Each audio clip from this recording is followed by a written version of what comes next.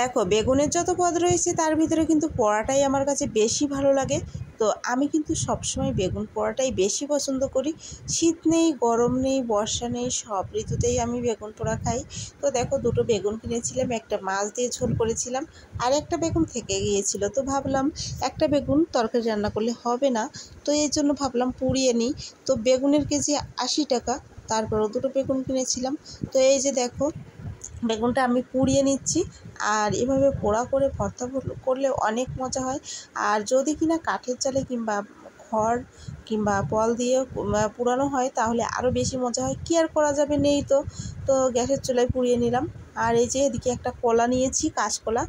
এই যে স্নেহার পেটটা একটু ডিস্টার্ব দিচ্ছে কয়েকদিন ধরে, তো ওর পেটে অনেক সমস্যা হচ্ছে। তো এই যে ওদের যখন পেটে সমস্যা হয় তখন কিন্তু কাঁচকলা খেতে দেই, আর ওদের সব ঠিক হয়ে যায়। তো এই যে কলাটা কিন্তু যখন না খেতে চায় তখন কিন্তু আমি চিপসের মতো করে ভাজা করে দিই, তো ওরা অনায়াসেই খেয়ে নেয়। তো এই যে দেখো আমি ছোট ছোট করে এই যে পিস পিস করে নিচ্ছি কলাটা ছিলে।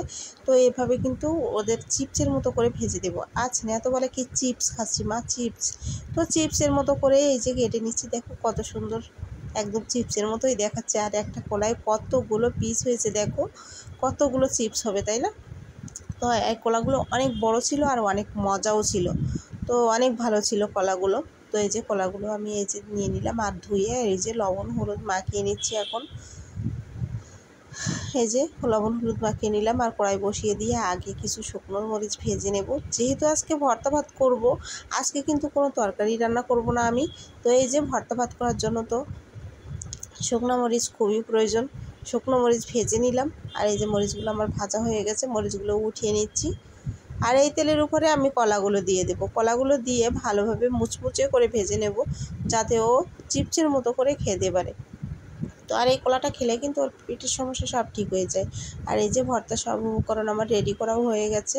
আর এই কলাগুলো ভেজে উঠিয়ে নিলাম। আর এদিকে তোমাদের সাথে একটা জিনিস শেয়ার করি। এই যে আমার কিন্তু শাক যখন নষ্ট হয়ে যায় কিংবা বেশি হয়ে যায় তখন কিন্তু আমি এভাবে ভাপ দিয়ে আমি রেখে দিই। তো আমার শাশুড়ি মা মেলাগুলো শাক নিয়ে এসেছিলো, তো ভাবলাম নষ্ট করব না। তো সব টাটকা টাটকা শাক আমি এরকম ভাপ দিয়ে লবণ হলুদ পেঁয়াজ মরিচ সব কিছু দিয়ে ভাপ দিয়ে আমি ডিপে রেখে দিয়েছিলাম কিছুটা।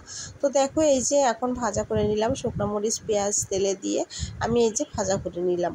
আর এই শাকটা কিন্তু বিশ্বাস করো একদম সেই রকম স্বাদ ছিল, একেবারে একদমই স্বাদ নষ্ট হয়নি। তোমরা কিন্তু চাইলে এভাবে রেখে দিতে পারো। আমি কিন্তু মাঝে মাঝে এরকম রেখে দিই। বাড়ি থেকে আসার সময় যখন কচু শাকটা কোনো শাক নিয়ে আসি তো এভাবে রেখে দিই। তো এই যে দেখো ভর্তার সব উপকরণ রেডি করে নিয়েছি। আর এখানে বেগুনটা আগে দেখে নিচ্ছিলাম পোকা আছে কি না। একদম চকচকা ছিল, একদমই পোকা নেই। তো ওভাবে কিন্তু দেখলে বোঝা যায় যে পোকা আছে কি না কিংবা কোনো সমস্যা আছে কি না, তো তখন আর কি বোঝা যায়। তো এই যে আমি শুকনো মরিচ আর লবণ কাঁচা পেঁয়াজ একসাথে ভালোভাবে মেখে নিচ্ছি। নিয়ে এখন বেগুনটা আমি ভর্তা করে নিচ্ছি, এই যে দেখো। আর এই বেগুন ভর্তা হলে আর কোনো তরকারি কিন্তু লাগে না, এটা দিয়েই ভাত খাওয়া হয়ে যায়। তো সব থেকে প্রধান যে উপকরণটা সরিষার তেল, সরিষার তেলে কিন্তু ভর্তার মজাটাই আলাদা হয়। তো এই যে বেগুন ভর্তাটা রেডি হয়ে গেছে আমার। আর এদিকে ডাল ভর্তা করব, এই যে পেঁয়াজ মরিচ সব আমি মেখে নিচ্ছি। আর আজকে ডালে কিন্তু একটু জল বেশি হয়ে গেছিলো, একটু শুকনো শুকনো হয়নি। তো তারপরেও ডাল ভর্তাটা যেমনিই করি তেমনিই ভালো লাগে। তো এই যে ডালটা দিয়ে মেখে নিলাম আর এই যে সরিষার তেল দিয়ে দিলাম। এই ভর্তা ভাত হলে আর তরকারি কী জন্য লাগে বলো। আর এই যে ভাত নিয়ে নিলাম গরম গরম, আর নিয়ে নিলাম একটু ডাল ভর্তা। আহা সেই মজা।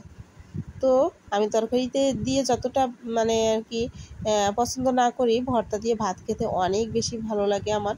তো আমার ভিডিওটা তোমাদের কাছে কেমন লাগলো অবশ্যই কমেন্ট করে জানিও। আর তোমরা এরকম মাঝে মাঝে ভর্তা ভাত করে খেয়ে দেখো, অনেক মজা লাগবে। তো সাথে একটু বেগুন ভর্তাও নিয়ে নিলাম। তো ধন্যবাদ সবাইকে, ভালো থেকো।